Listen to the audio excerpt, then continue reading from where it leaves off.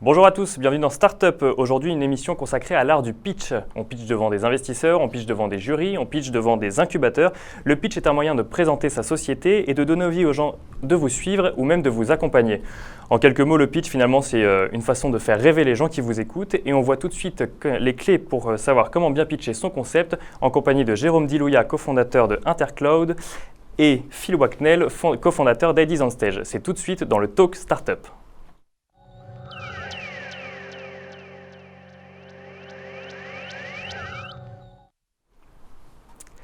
Alors, Jérôme Dilouya, bonjour. Bonjour. Vous êtes CEO et fondateur d'Intercloud. Alors, Intercloud, pour le définir, c'est une solution qui propose aux entreprises un accès unique aux principaux fournisseurs de cloud sans passer par Internet. Exactement. Et vous administrez pour cela votre propre réseau. Et l'actualité d'Intercloud en ce moment, c'est que vous avez levé 5 millions de dollars auprès de différents investisseurs, notamment étrangers. On y reviendra en fin d'émission. Avec plaisir.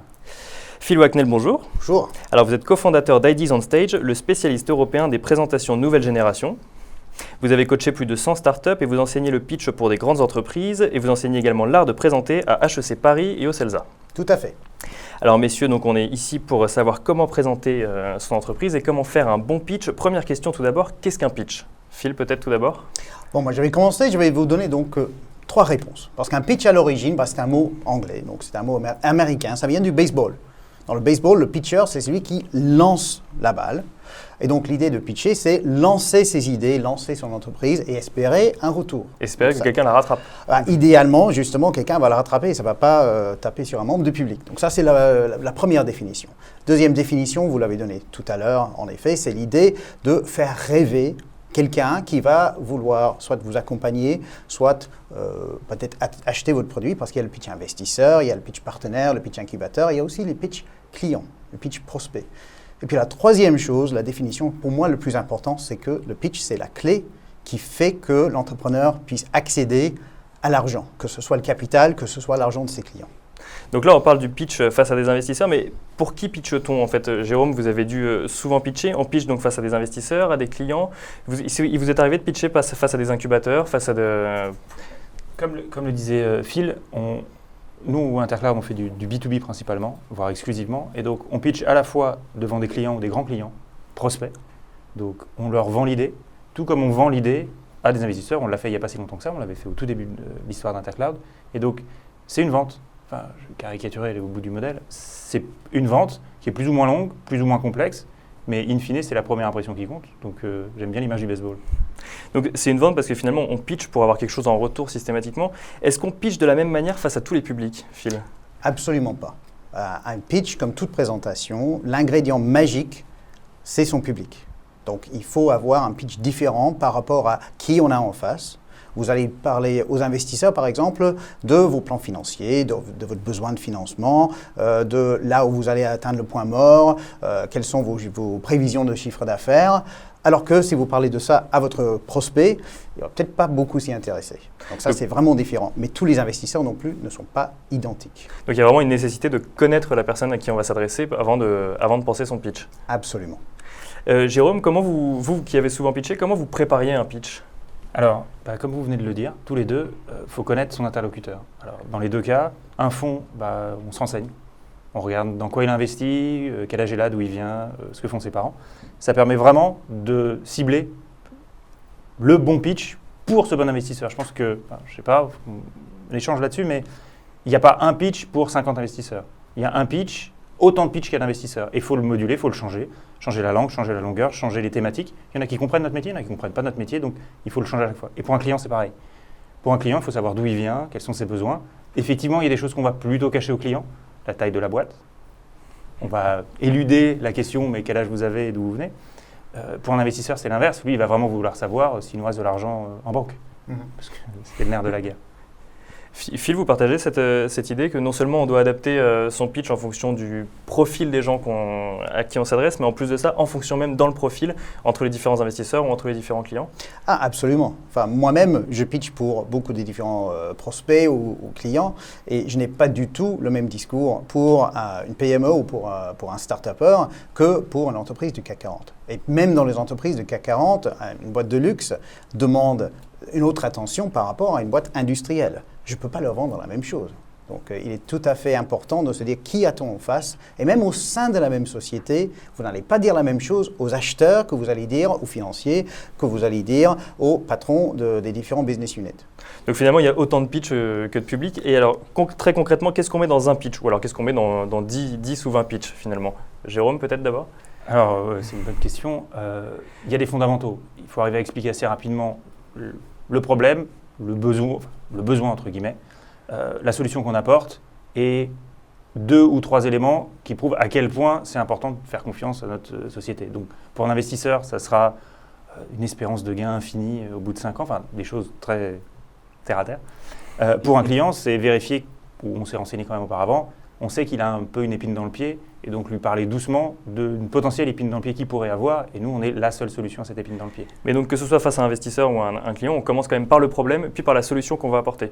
Alors, moi, c'est ma préférence, je ne sais pas ce que vous en pensez. Absolument, la mienne aussi. Pour donner une image, je trouve que essayez de pousser votre solution sans avoir déjà créé le besoin, sans avoir parlé du besoin et donné envie à votre interlocuteur d'avoir une solution à ce problème. C'est un peu comme si on essaie de planter un arbre sans avoir creusé le trou auparavant. C'est très, très difficile. Donc, il est toujours important de faire en sorte que le problématique de votre public, de votre client ressorte. Même quand vous parlez aux investisseurs, ce n'est pas leur problème, c'est le problème de vos clients. Mais je vais citer un grand ami à moi que j'accompagne depuis 2010, c'est Clément Casalo, fondateur de DocTracker, qui a fait une très belle sortie cette année et qui disait « Il ne faut pas tomber amoureux de son produit.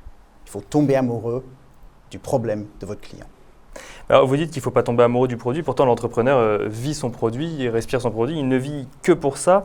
Comment arbitrer ce qu'on va mettre dans un pitch et ce qu'on ne va pas mettre dans un pitch? Parce que déjà, il y a une question fondamentale qu'on peut se poser, c'est combien de temps dure un pitch? Est-ce que ça aussi, ça dépend du public ou est-ce que ça, c'est quelque chose qu'on peut quand même généraliser à l'ensemble de ces publics? Moi, dans les 2 grands archétypes, la partie investisseur, c'est plutôt normé, entre guillemets, parce qu'ils ont l'habitude d'en voir beaucoup, et souvent à la suite. Donc celui qui va être largement plus long ou manquer de temps, voilà, ça, on va le voir. Donc à mon avis, là, on est plutôt 2-3 éléments, mais je laisserai Phil en parler. Sur la partie client, grand compte en particulier, là, c'est très variable, ça dépend du temps qu'il vous accorde. Si vous avez un rendez-vous d'1 heure, vous n'allez pas pitcher pendant 1 heure, ne serait-ce même une demi-heure, ce n'est pas le sens. Par contre, vous avez un outil, moi c'est mon avis, un outil analytique extrêmement puissant, c'est là. C'est-à-dire que ce n'est pas parce que vous pitchez que vous n'avez pas le droit d'écouter ce que va répondre ou même de sentir ce qui intéresse et n'intéresse pas votre interlocuteur. Donc, avoir la capacité, au bout de 30 secondes, 40 secondes, 60 secondes, de légèrement changer la suite du pitch, pour peu qu'il dure 3 minutes, vous avez encore le temps. Parce que si vous voyez un éclair dans les yeux quand vous avez parlé, dans notre cas de sécurité plutôt que performance, vous allez un peu enfoncer le clou. Et à la fin du pitch, moi j'aime beaucoup donner un exemple. Dire voilà ce qu'on fait pour tel client. Il avait mal là, vous choisissez là où les yeux ont brillé. Donc faire évoluer pendant qu'on parle, ça peut aussi aider pas mal. Mais donc vous avez quand même dit 3 minutes, ça veut dire qu'on est aux alentours de 2-3 minutes. 10 minutes par exemple pour un pitch, c'est beaucoup trop long? Ça dépend des pitchs, ça dépend des éléments. Pour la plupart des concours de pitch ou des Demo Day que j'accompagne, que ce soit avec Microsoft, que ce soit avec le camping de Silicon Sentier, en général, les pitchs durent chacun 5 ou 6 minutes. On a essayé 8 minutes, c'est peut-être un petit peu long. Mais un investisseur, il va prendre sa décision en 30 secondes. Il y a des investisseurs qui me le disent. Leur décision n'est pas d'investir ou non. C'est une décision d'écouter ou non. Est-ce qu'ils vont continuer à vous écouter ou non? Parce qu'ils ont décidé en 30 secondes si vous êtes intéressant ou non. Donc, quelle que soit la durée de son pitch, finalement, il faut que les 30 premières secondes soient les plus convaincantes pour être sûr que l'investisseur aura envie d'investir chez nous. Il faut leur donner envie. Et l'envie, c'est dans le cœur. Ce n'est pas dans la tête, c'est dans le cœur. Donc, il faut leur donner envie de vous aimer, de voir votre réussite et puis d'accompagner votre réussite. S'ils ont envie de vous voir réussir, ils vont vous poser les questions nécessaires, ils vont trouver les arguments nécessaires et ils vont vous aider à élaborer un plan. Mais ils ont besoin d'avoir envie de vous voir réussir. Alors, faire en sorte que les gens qui nous écoutent nous aiment, on va voir comment on peut faire. Mais tout d'abord, Kevin nous pose une question. Attendez, je la retrouve tout de suite. Est-ce possible de faire tenir son pitch en une phrase et est-ce souhaitable? Jérôme, peut-être d'abord? Alors, moi, je n'appellerais pas ça un pitch, c'est plutôt une tagline, une baseline, c'est quelque chose qui a… ça a un énorme intérêt, à mon avis, de l'avoir en tête. Et toujours en tête, ça permet, quand on dérive un peu trop dans une discussion, dans les questions, de revenir Parce que normalement, ces quelques éléments, ces 10 mots, ces 5 mots, contiennent le cœur, alors, dans notre cas, de la proposition de valeur qu'on a, donc de la solution qu'on amène au problème sur lequel on travaille. Donc si vous êtes sûr que vous l'avez toujours en tête, vous pourrez faire les plus grandes digressions, parce qu'au bout d'un moment, la fin du pitch, c'est les digressions de votre point de vue. C'est-à-dire que l'investisseur ou le prospect vous posez des questions qui n'ont potentiellement rien à voir avec ce que vous avez préparé. Mais si vous savez que vous devez toujours revenir aux éléments de, dans notre cas, sécurité ou de performance ou de contrôle, vous ne perdrez jamais pendant 3 minutes. Donc c'est ça votre tagline à vous, c'est sécurité, performance, contrôle? Un peu. Phil, vous êtes d'accord avec ça? Une phrase, ça n'est pas un pitch? Une phrase, ce n'est pas un pitch en tant que tel, c'est une accroche. Mais l'accroche est super importante. Et si vous avez une excellente accroche, il vaut mieux, dans votre pitch, le placer 1, 2, voire 3 fois. Parce que ça, c'est votre valeur ajoutée. Par défaut, que ce soit un prospect, que ce soit un investisseur, ils vont oublier la plupart de ce que vous dites dans le pitch. Ils vont se souvenir de leur ressenti et puis de 1, 2, maximum 3 messages clés. Donc, si vous avez une accroche comme ça, placez cette accroche 2, 3 fois et ça va rester. Et c'est ce que disait Jérôme, c'est que finalement, en fait, quand on pitch face à des gens qui sont habitués à voir énormément de gens pitcher, voire à la chaîne. Donc, effectivement, il faut réussir à se différencier. Il y a ces 30 secondes et Tom nous dit « Que dit-on durant ces 30 premières secondes ?» S'il y a quelque chose de particulier à dire, s'il y a une technique pour capter l'attention des investisseurs, mais finalement, en fait, on capte l'attention dès les 2 premières secondes. C'est dès qu'on arrive, c'est autant quand on parle que de la manière dont on est. Est-ce qu'il y a des techniques quand même pour ça? Personnellement, je n'aime pas dire il y a exactement ceci qu'il faut faire dans les 30 premières secondes. Parce que quand j'aide des entrepreneurs à essayer de sortir du lot, ce n'est pas en faisant quelque chose qui est identique à tout le monde qu'on sort du lot. Donc, il est important de trouver quelque chose qui marche bien pour vous. Mais ça peut être, par exemple, un storytelling de comment est-ce que vous avez eu l'idée de monter cette société de façon intéressante. Ça peut être de poser une question au public. J'ai une entreprise de vin, par exemple, qui s'appelle Les Grappes, que j'aime beaucoup, qui pourrait commencer en disant « Qui d'entre vous ici adore le vin ?» Vous êtes nombreux à adorer, qui adore le vin, mais qui est vraiment expert? Et puis, on se pose la question. Le fait, c'est que quand vous interrogez le public, ils sont dedans et ils vous écoutent. Et donc, c'est une manière finalement de définir le problème, quelque part, de poser une question au public. Si le public peut vraiment comprendre le problème parce qu'eux, ils ressentent ce problème-là, tant mieux. Donc, il est très important de le personnaliser autant que possible. Ce n'est pas toujours facile. Dans votre cas, vous avez affaire à des investisseurs qui ne connaissent pas vraiment les problématiques du cloud et les difficultés. Donc, comment est-ce que vous faites? Alors, c'est amusant parce qu'on fait exactement pareil. Ça demande un peu plus de travail, mais on fait exactement pareil. C'est-à-dire qu'on cherche la question, ça marche pour les clients aussi. Donc, on cherche la question qui va les faire réagir par rapport au savoir qu'ils ont habituellement. Donc, dans notre cas, par exemple, c'est est-ce que vous utilisez le cloud computing? C'est une question idiote, mais pour les très grosses entreprises, elle n'est pas anecdotique. Il y en a qui ont fait leur migration, d'autres qui n'ont pas fait leur migration. Et s'ils répondent oui, c'est le but du jeu, leur dire est-ce que vous êtes conscient ou est-ce que vous avez eu des problèmes de performance, de sécurité et de contrôle? À tous les coups, ça marche. C'est comme est-ce que vous aimez le vin ou est-ce que vous aimeriez partir en vacances aux Bermudes? Donc, c'est une fausse question qui amène tout de suite la personne à comprendre ce qu'on fait. Donc, nous, on en joue aussi. Une remarque par rapport à ce que vous disiez. Pendant les 30 premières secondes, on ne vend pas que le produit. C'est exactement ce que vous disiez, Phil, tout à l'heure. On vend aussi la personne. Oui, parce que les gens qui vous écoutent ont envie de suivre le projet, envie de suivre le produit, mais vont surtout se poser la question de savoir s'ils vont suivre la personne qui porte le projet. Exactement. C'est mon avis. C'est absolument ça. Pour moi, pour un pitch investisseur, il y a 4 éléments qui sont absolument nécessaires pour les investisseurs, pas nécessairement pour les prospects. Il y a le problème de votre client, l'opportunité que cela crée et qui est laissée par les autres concurrents dans le marché. Donc ça, c'est une opportunité qui devrait avoir une taille chiffrée, idéalement en euros. Il y a la solution, qu'est-ce que vous faites pour combler ce trou dans le marché, pour résoudre les problèmes de vos clients. Mais l'élément absolument clé, c'est l'équipe. C'est vraiment l'équipe, parce qu'on n'investit pas dans une idée, ni un produit, on investit en une équipe. Une équipe, d'autant plus qu'aujourd'hui, dans le monde du digital, on peut changer d'activité plusieurs fois avant de trouver celle qui va correspondre. Et justement, alors, dans ces activités digitales, il est souvent difficile de définir exactement son activité, parce que c'est des activités qu'on ne comprend pas forcément ou qu'on ne connaît pas forcément quand on n'est pas immergé totalement dedans. Comment est-ce qu'on explique une activité compliquée en 2-3 minutes? Jérôme, Phil, comme vous préférez. Je sens que la réponse est compliquée déjà. Non, moi j'ai une réponse assez simple, c'est qu'on ne l'explique pas. Enfin, à un moment, il faut faire des choix et savoir se désengager quand c'est pas le bon client, c'est pas le bon prospect ou c'est pas le bon fonds.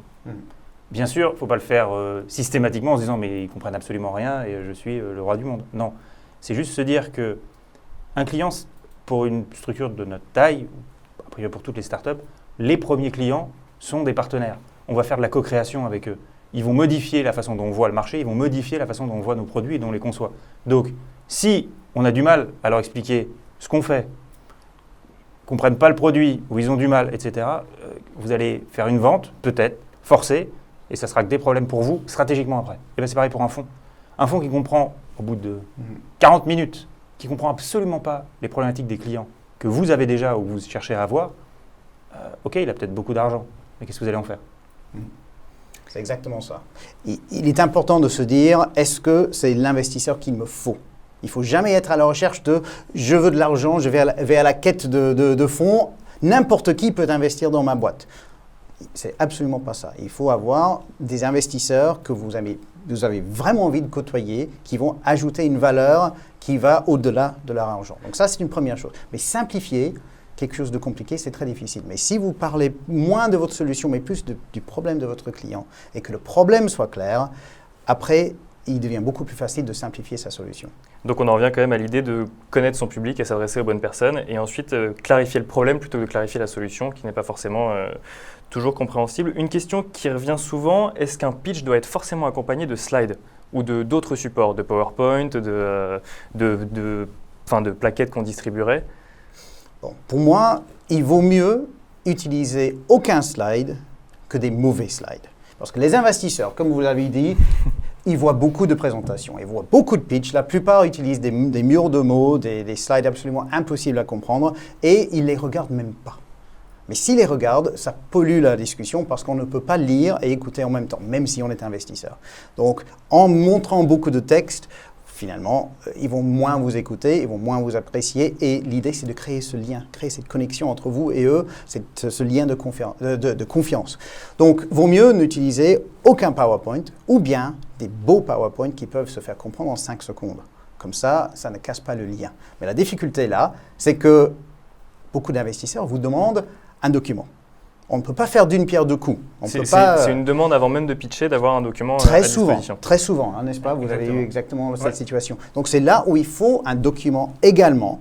Ce n'est pas un PowerPoint qui fait les deux choses parce que ça les fait mal. Il faut avoir quelque chose un document clair et synthétique qu'un investisseur peut regarder, apprécier et partager avec des gens qui n'ont pas vu votre pitch.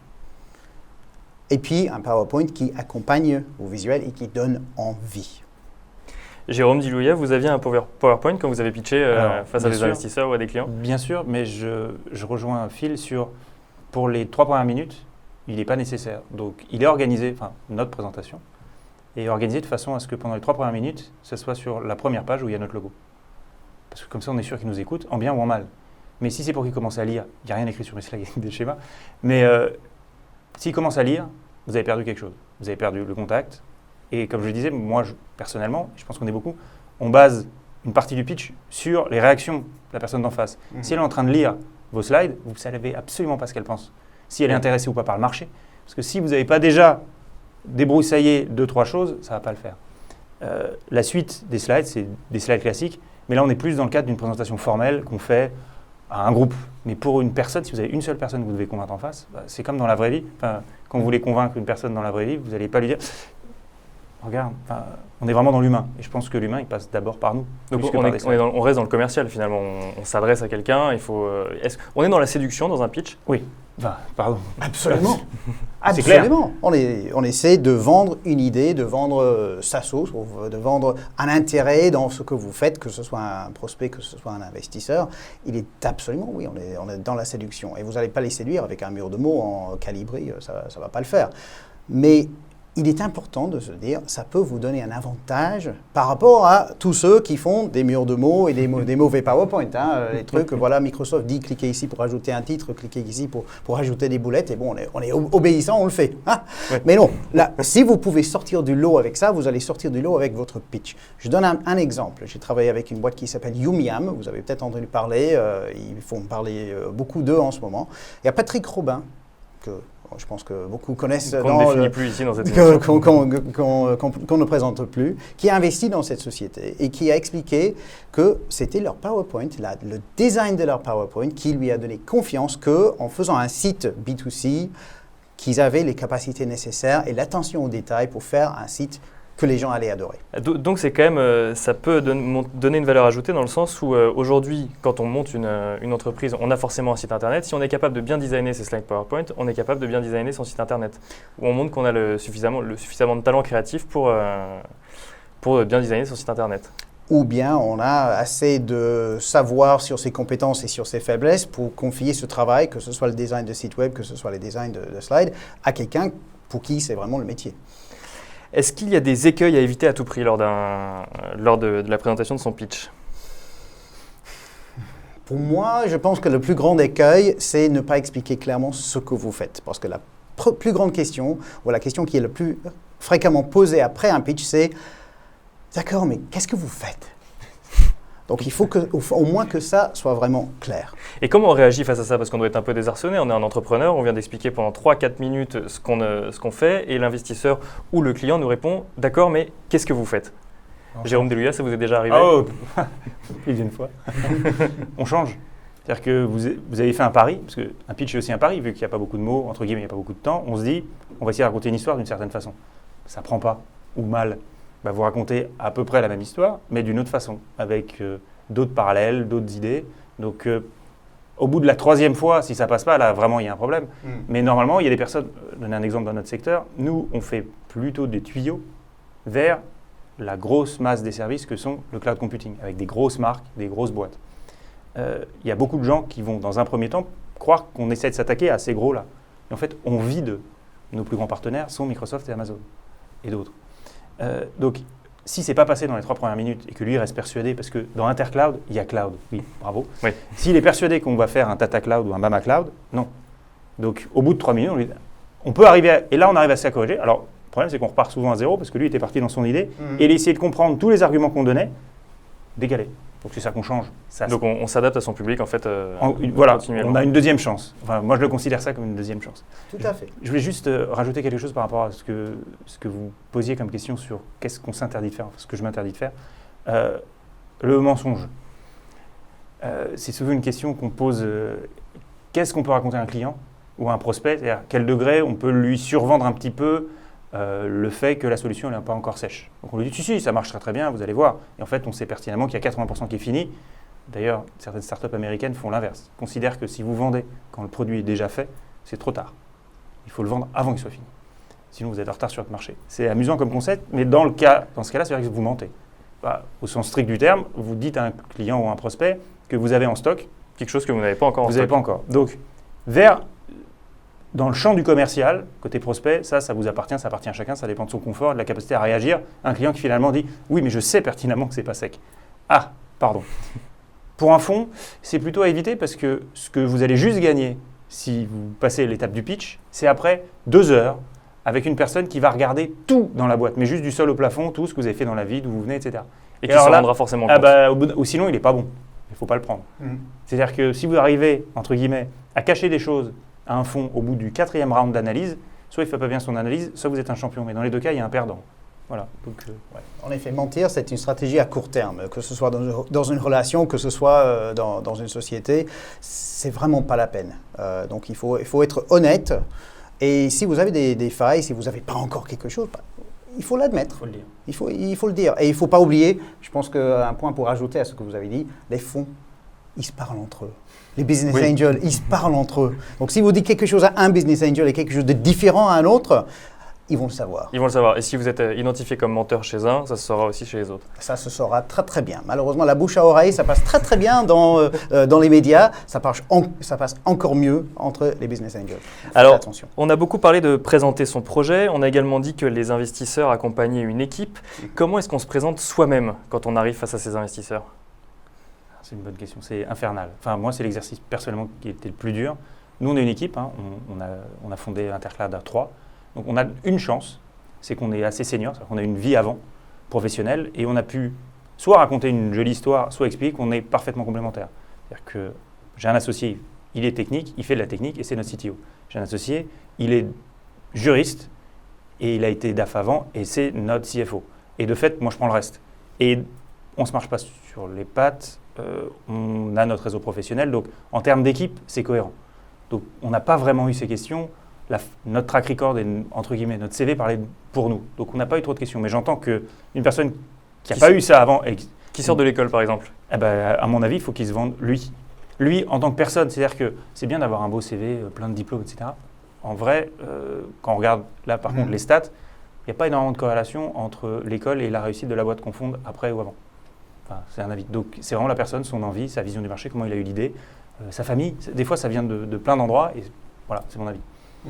Et puis les forces de chacun. Même quelqu'un qui vient juste de quitter son école de commerce, il n'a pas un vécu comme vous avant, et donc il n'a pas ce CV super important, mais il a des forces. Et s'il se concentre sur ses forces, ça c'est important. Mais en même temps, l'entrepreneuriat, c'est un peu comme le tennis, ça se joue beaucoup mieux à plusieurs. C'est très difficile tout seul. Donc il est important de montrer qu'on a une équipe qui est compétente. Donc qu'est-ce que chacun des fondateurs rajoute? Pourquoi est-ce que vous êtes les meilleures personnes pour réussir ce projet? Mais aussi, il ne faut pas oublier la cohérence et le fait d'avoir une équipe cohésive. La cohésion d'équipe est absolument claire. Donc si ça fait 3 ans que vous bossez ensemble, que c'est peut-être votre 3e projet, mais vous parlez encore, c'est très bien. Ça c'est important parce que l'investisseur, le scénario absolument catastrophe pour l'investisseur, c'est je mets de l'argent dans l'équipe et puis il se dissocie, il ne peut plus se voir. Et là c'est très très difficile. Donc montrez votre cohésion et votre compétence. Alors en un mot, avant de passer à la 2e rubrique, comment bien se préparer pour un pitch? Comment bien se préparer? Bon, tout d'abord, il est important, pour moi, beaucoup de pitch et beaucoup de présentateurs, ils font l'erreur de préparer tout d'abord leur slide PowerPoint et puis de se dire, d'accord, pendant que ce slide est sur l'écran, qu'est-ce que je vais dire? Il faut prendre les choses de côté inverse. Si vous avez 5 minutes, 6 minutes ou 2 minutes, vous avez la possibilité d'écrire votre pitch du début à la fin. Pas nécessairement tout apprendre par cœur, ça ne va pas pour tout le monde. Mais au moins de vous dire, d'accord, je vais l'écrire, comme ça je sais que ça va tenir dans le temps imparti, ce qui est important. Puis on peut se poser la question, ai-je besoin d'une illustration pour cette partie-là, oui ou non? Est-ce que ça va rendre mes messages clés plus efficaces et plus mémorables? Et puis on peut préparer ces slides. Donc ça c'est la première chose. Après on répète et puis on répète. Parce que ça, la différence entre un pitch moyen et un pitch excellent, c'est le nombre de fois que vous allez répéter. La première fois, ça va être moyen, après ça va être mieux, ça va être mieux, ça va être mieux. Il faut faire en sorte que devant votre investisseur ou devant votre projet ou devant votre jury, ce n'est pas la première fois. Donc en un mot, on répète. Jérôme Dilouya, vous partagez cet avis? Alors oui, de toute façon, on vous le fera répéter, dans le sens qu'à force de le faire, c'est ça. Le problème, c'est que mieux vaut pas gâcher les 12 premiers pitchs en répétition devant 12 vraies personnes. L'autre remarque, et ça rejoint ce que disait Phil, c'est ça dépend aussi des personnes, de soi. Il y a des personnes qui ont besoin de tout écrire, pas pour le lire, mais pour savoir qu'ils l'ont avec eux.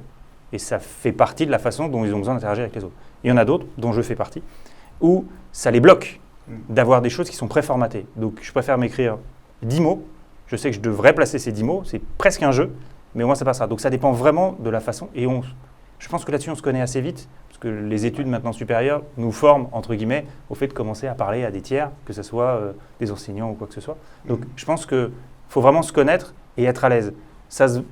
Si vous y allez, vous suez comme pas possible, vous en pouvez plus, vous êtes comme ça tout le temps, franchement, ça ne sert à rien d'y aller. Trouver autre chose.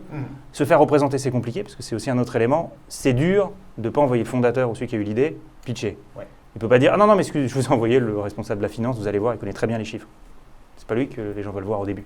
Après peut-être, mais au début non. Donc répéter et se préparer des fiches, des mots et répéter. Merci messieurs, on passe tout de suite à la 2e partie de cette émission, la rubrique Money Time.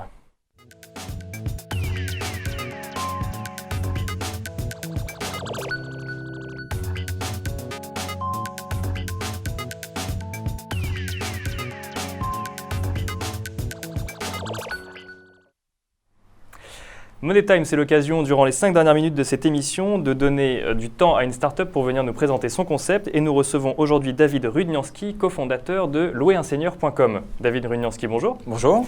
Alors, louerunsenior.com, le titre est assez évocateur. Qu'est-ce que c'est ? Alors, Louer un senior est la première plateforme d'intermédiation entre des experts seniors indépendants et des entreprises. Qu'est-ce que ça veut dire ? On met en relation des ex-cadres de haut niveau des consultants indépendants chevronnés ou des managers opérationnels dans des PME avec des entreprises, non pas pour du recrutement de salariés, mais pour des missions de courte et moyenne durée, facturées en prestation de services. Et alors, comment ça marche? Le senior vient sur votre site, il s'inscrit et ensuite vous êtes l'interface en fait entre le senior et l'entreprise qui recherche un service. Tout à fait. On est entre un réseau social et une place de marché. C'est-à-dire que vous avez à la façon d'un LinkedIn ou d'un Viadeo des profils d'experts qui sont indépendants, qui sont affichés sur la plateforme et vous avez la possibilité, vous, entreprise, de déposer des missions. Ce qui fait que vous contactez les experts qui vous intéressent et nous, on vous aide à la fois définir la mission et sélectionner l'expert qui correspond. Et après, c'est à vous de bien évidemment faire tout le contrat et tout ce qui suit avec. Et vous avez beaucoup de seniors aujourd'hui sur votre site. Quelles sont les compétences que vous avez à disposition? Alors aujourd'hui, en bientôt 10 mois d'activité, on a dépassé la barre des 800 seniors, ce qui peut paraître peu pour un réseau social, mais qui est assez important au vu du marché sur lequel on se place. Les principales compétences, on va avoir des gens qui sont soit dans la direction générale, dans la finance, dans le commercial. Plutôt que de parler de compétences, je vais parler des missions qui sont plutôt réalisées avec le senior, qui sont plutôt, par exemple, accompagner un entrepreneur sur le développement de sa direction commerciale, sur du recrutement de salariés, avoir un directeur financier en temps partagé pour soit accompagner des entreprises naissantes, soit accompagner des entreprises qui sont un peu plus âgées, mais qui ont des besoins de restructuration ou de développement à l'international, par exemple. Et vos clients? C'est des grosses entreprises, c'est des startups qui n'auraient pas les moyens, par exemple, de se payer les services d'un senior? Alors, oui, c'est effectivement, il y a toujours un tarif minimum pour les prestations, mais on a en grande majorité des PME. Notre cible essentielle est les PME. Parmi ces PME, on a quand même pas mal de startups qui viennent nous voir parce qu'aujourd'hui, dans un marché du travail qui est complexe, on n'a pas forcément envie de recruter quelqu'un. Et on n'a pas le background derrière pour savoir si est-ce qu'on va avoir un besoin sur 1 an, 2 ans, 3 ans. Donc, on préfère prendre quelqu'un pour des petites missions, soit du conseil, soit du temps partagé ou du plein temps sur 6 à 18 mois, qui va coûter le prix d'un junior. Et puis à ce moment-là, on a vraiment une compétence expert, senior, qui peut vous accompagner. De l'autre côté, on a des missions d'expertise qui se réalisent avec des grandes entreprises, des cabinets de conseil ou des fonds d'investissement. Jérôme, Phil, ça vous donne envie de louer un senior prochainement? Même 2, oui. On va dire ça, oui. Je trouve l'idée très très pertinente. Enfin, nous, on est dans ce cas-là, c'est-à-dire qu'on est une petite structure et on a besoin de croître vite. Donc alors, effectivement, avant, on n'était pas intermédiaire. Donc, on prenait les personnes qui se présentaient, qui arrivaient à nous trouver sur LinkedIn ou pas. Mais là, effectivement, pouvoir les trouver au même endroit, c'est pas mal du tout.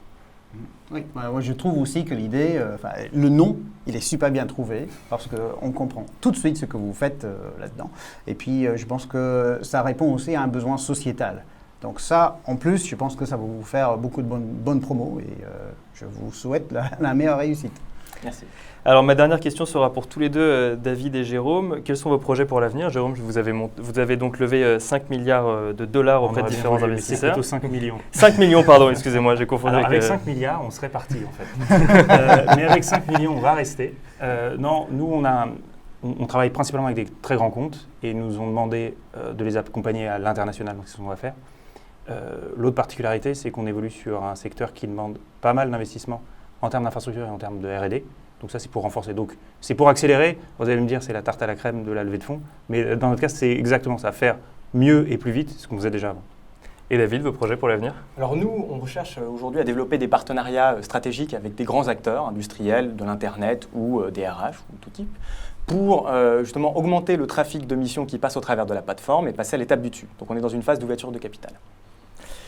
Messieurs, merci à tous les trois d'être venus dans notre émission. Merci à vous. C'est un plaisir. Quant à vous, merci pour toutes vos questions et je vous donne rendez-vous la semaine prochaine, même jour, même heure, pour un nouveau numéro de Startup. En attendant, très bonne journée à vous.